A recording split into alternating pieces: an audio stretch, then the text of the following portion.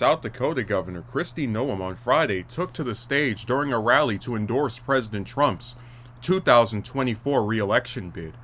"Tonight, Mr. President, my message is clear. It is an honor to have you with us here in South Dakota," Noem said during the Monumental Leaders Rally in Rapid City, South Dakota, adding, "You've made America great again once, let's do it again. He is the leader, the father that our country needs. He has my full and complete endorsement, President of the United States of America," she continued. "I will do everything I can to help him win and save this country." Noem then introduced Trump, who was headlining the rally, while having a brief exchange, a graphic quickly appearing on the screen reading Trump Noem 2024. "Kristi is a warrior for American values," the former president said, thanking Noem for her endorsement and complimenting her on her policies in the state. "I get endorsements, some good, some bad," Trump continued. "Some don't mean anything, hers means a lot."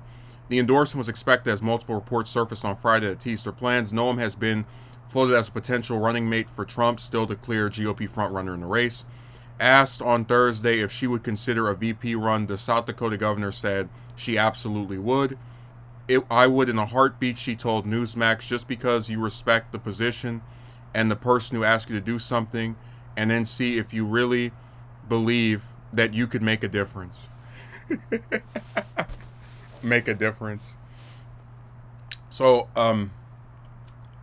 about a few days ago, I put up this video where I was talking about Kristi and how everyone that gets around Trump basically gets burned, and how Noem and Marjorie Taylor Greene and Carrie Lake and the rest of their ilk are all trying to angle for his running mate, and how it's really sad that they're so ambitious that they can't see how in the long run, because Noem is someone who very clearly wants to be president. You don't run for congresswoman and then governor and then just stop there and be like, all right, this is as good as I go. She very obviously has greater ambitions, and she's fairly young as well, so she could do it in the next 10 to 20 years or whatever.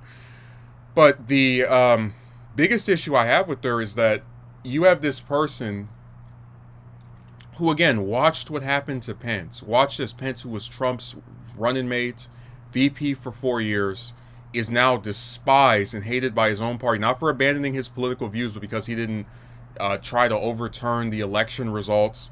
So I think Noem is playing a fool's errand. I really do believe that. I think she is someone who probably, if I'm being generous, agrees with Trump on policy issues, but also is allowing her ambitions to get in the way of any type of forward thinking. Like it's basically like this. She's convinced Trump's going to win the primary, which the polls are indicating that he will, and so she's hitching her. She's bandwagoning off of his success to see if she can get a higher job for herself.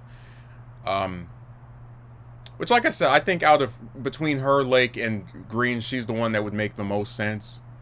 The one who's probably the most accomplished, would look the least crazy to have carry walking around with them.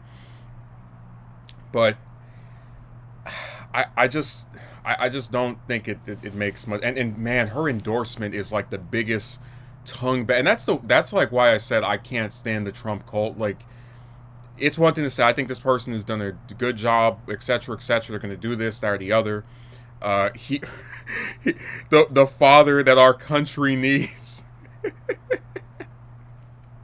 He has my full and complete endorsement. Oh, I thought he only had a fifth of it, or a quarter of it, or 50% of it. And look, I know somebody could say that's like a minor thing. Why criticize an endorsement over the way it's worded? But again, you have to understand that this stuff isn't just about, oh, people are sucking up to Trump because they want to, get a higher job, higher position, etc.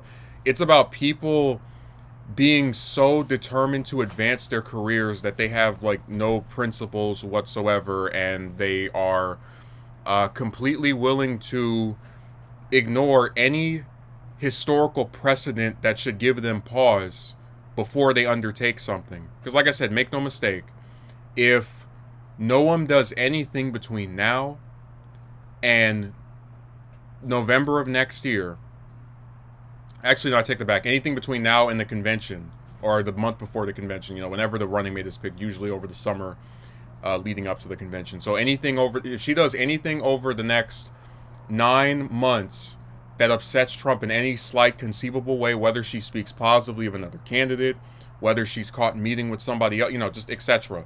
He will speak. He will either speak ill of her in public or behind her back, and she will not get her running mate job, and she will be, she'll have to just sit her behind in South Dakota.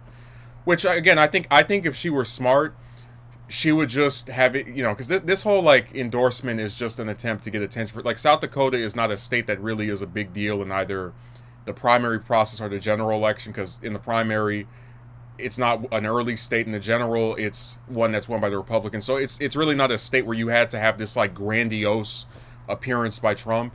I think if she were smart, she would have, and she went to endorse him, she would have done it at the start of the primary, right before any voting took place, and then just kind of, let the process work itself out, just really say nothing.